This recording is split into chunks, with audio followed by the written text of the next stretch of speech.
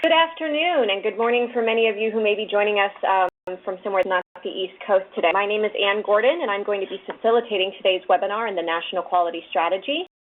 We're taking a look at this year's annual progress report and hearing from some of our friends in California about their efforts to create a national quality strategy for that state. Next slide. As I mentioned, my name is Ann. I will be facilitating today's event.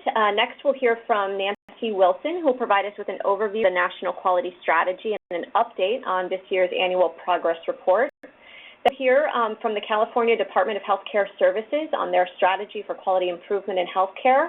And then we'll conclude today's webinar with some questions and answers, which I'll walk you through the process of submitting those in just a moment. Those of you who are participating via the WebEx console, on the right-hand side, you will see a couple of options to communicate with me and with the folks who are working behind the scenes. The Q&A box is the best way to submit questions to us. We'll be collecting those throughout the presentation, whether they're technical in nature or related to the subject matter. We're hoping to tackle the subject matter ones at the end of the presentation, and we'll address the technical ones as they come up. If you have a thought for the full audience, we do have the chat feature enabled. We ask you to use discretion in terms of the topics that you choose to chat about, but there's a lot to discuss. So if there's a thread or something interesting that you would like to toss out there, an observation perhaps, the chat box is open for that as well. Next one. And with that note, I'd like to turn it over to Dr. Nancy Wilson, who serves as the lead for the National Quality Strategy on behalf of the Agency for Healthcare Research and Quality at the U.S. Department of Health and Human Services. Dr. Wilson, would you like to take it away? Sure, thank you, and welcome everyone. It's really great to see how many folks are on the call. I'm going to spend a few minutes just with a little bit of background. You can go to the next slide and remind everybody that this is actually part of the Affordable Care Act that I think both Republicans and Democrats actually like. So I think that's something we can celebrate.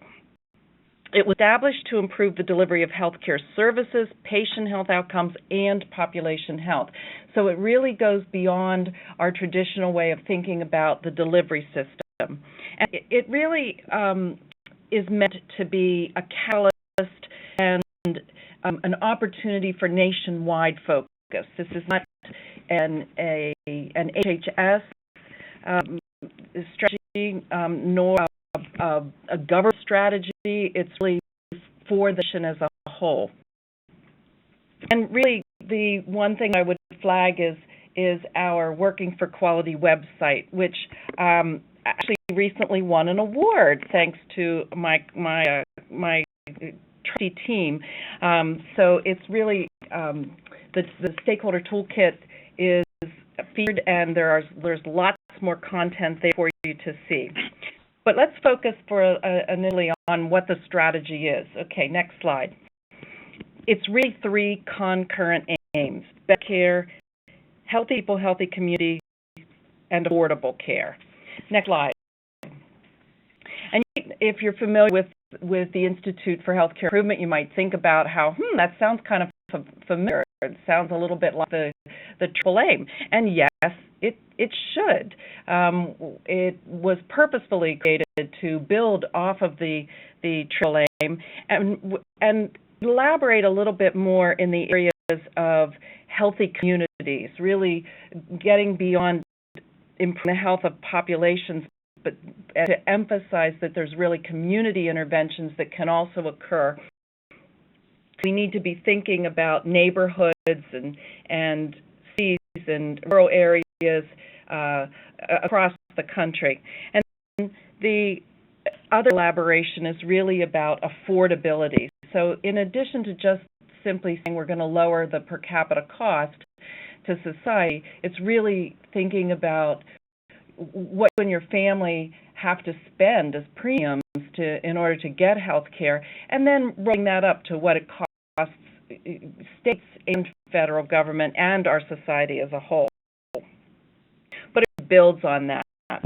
So the next slide is just a quick reminder to tell you about the priorities, and once again to show off our our icons that the team know I love, and really to try and convey that right out of the box at HHS, we tried to identify initiatives, nationwide initiatives that would support and try to address each of the priorities that were identified. So many of you, I'm sure, are involved with the Partnership for Patients, with the HIMSS and the action teams, and that's fabulous, and that fits into the context of this larger framework.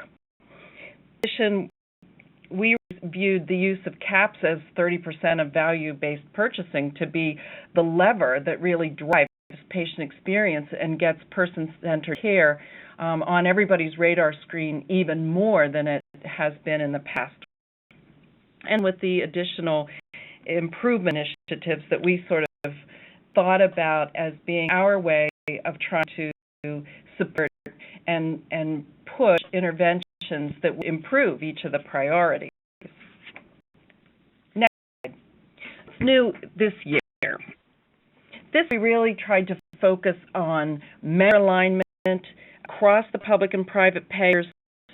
We tried to focus a bit more on the national tracking measures and set up some additional aspirational goals for those, and then really think about what the private sector is doing in order to move the needle on these priorities and aims.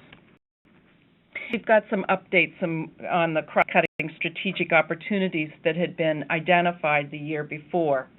So next slide, I'm just going to flag a few things. One that's early stages, but I think provides great promise, is the Buying Value Initiative, where 19 private healthcare purchasers and their representatives came together with CMS as a purchaser and other federal partners and identified a common set of performance measures that they would use for value-based purchasing.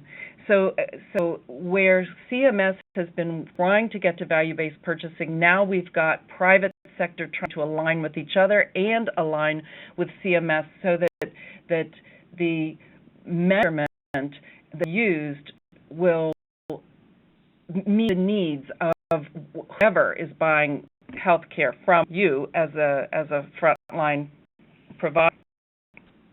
In addition, we've been working over the past year within HHS to try to align measures across agencies and even within agencies.